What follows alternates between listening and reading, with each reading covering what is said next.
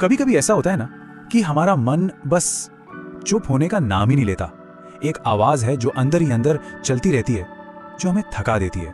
आज हम उसी अंदरूनी दुनिया को थोड़ा और करीब से समझने की कोशिश करेंगे। ये सवाल शायद हम सबके लिए है। जैसे ही आंखें बंद होती हैं, हजारों ख्याल, कल क्या हुआ था, आगे क्या होगा, कोई हमारे बारे में क्या सोच रहा होगा। ये एक ऐसा शोर है जो कभी कभी थमता ही नहीं। ये एक बहुत ही गहरी सच्चाई है। सुबह उठने पर शरीर तो तरोताजा महसूस कर सकता है, लेकिन मन की थकान वो वैसी की वैसी ही रहती है, क्योंकि असली थकान जिस्म की नहीं, दिमाग की होती है।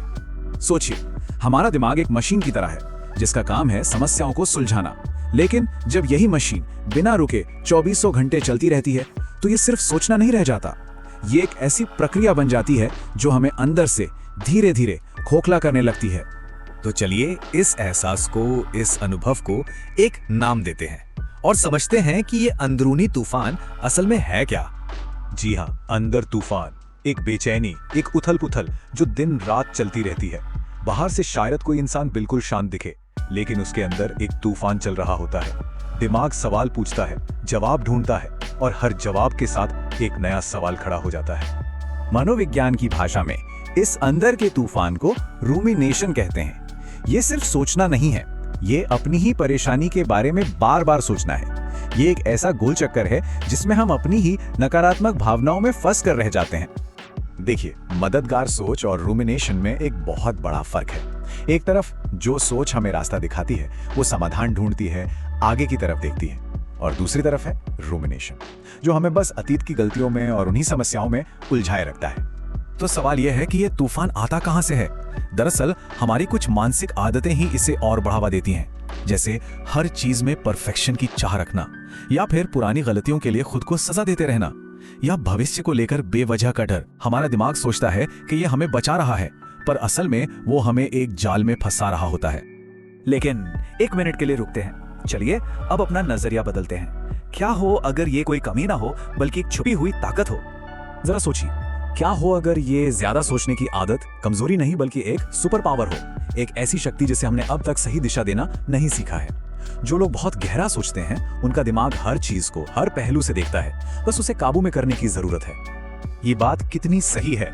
जो लोग अक्सर खामोश रहते हैं, वो सिर्फ अगली चाल के बारे में नहीं सोच रहे होते, वो तो पूरे खेल को समझ रहे होते हैं। उनकी खामोशी खाली नहीं होती। एक गहरा सोचने वाला इंसान सिर्फ शब्द नहीं सुनता, वो लोगों की बॉडी लैंग्वेज पढ़ता है, उनकी अनकही भावनाओं को महसूस करता है। वो सब कुछ सुनते हैं, पर हर बात पर यकीन नहीं करते। हर जानकारी उनके दिमाग में फिल्टर होती है, और तब जाकर वो किसी नतीजे पर पहुंचते हैं। तो इतनी बातें समझने के बाद अब हम विश्लेषण से अभ्यास की ओर चलते हैं। देखते हैं कि मन की इन उठती हुई लहरों को शांत कैसे किया जा सकता है। गौतम बुद्ध ने मन को समझाने के लिए एक बहुत ही खूबसूरत मिसाल दी थी, पानी से भरे कटोरे की। जब उस पानी में गुस्सा, चिंता और डर की लहरें उठती हैं, तो वो पानी गंदला हो जाता है, उसमें कुछ भी साफ नजर नहीं आता। और इसका हल क्या है? बहुत ही सरल। उस कटोरे को बस थोड़ी देर के लिए छोड़ दिया जाए, उसे स्थिर होने दिया जाए। धीरे धीरे सारी गंदगी अपने आप नीचे बैठ जाएगी और पानी फिर से साफ हो जाएगा। हमारा मन भी बिल्कुल ऐसा ही है। तो इसे करें कैसे? शुरुआत बहुत आसान है, बस अपनी सांस पर ध्यान दें। आती हुई सांस और जाती हुई सांस। विचारों से लड़ना नहीं है, उन्हें रोकना नहीं है, बस उन्हें बादलों की तरह आते और जाते हुए देखना है। और जब भी मन भटके तो धीरे से वापस अपनी सांस पर ले आएं। अब हम आखिरी हिस्से की तरफ बढ़ते हैं और ये समझने की कोशिश करते हैं कि हम अपने लिए एक शांत रास्ता कैसे खोज सकते हैं। एक बात समझना बहुत जरूरी है कि ज्यादा सोचना या ओवरथिंकिंग हर किसी के लिए एक जैसा नहीं होता। हमारी अपनी पर्सनैलिटी हमारी सोच के तरीके को तय करती है, और खुद को समझना ही इसे संभालने का पहला कदम है। जैसे इस टेबल को देखिए, जिन लोगों में थोड़ी चिंता करने की प्रवृत्ति ज्यादा होती है, यानी न्यूरोटिसिज्म, वो अक्सर आत्म आलोचना में डूब जाते हैं। उनके लिए अपने सोचने के तरीके को बदलना जरूरी है।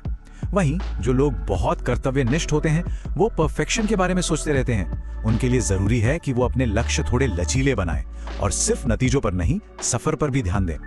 और जो लोग बहुत ज्यादा सहमत होने वाले होते हैं, वो अक्सर इसी चिंता में रहते हैं कि कहीं कोई नाराज ना हो जाए।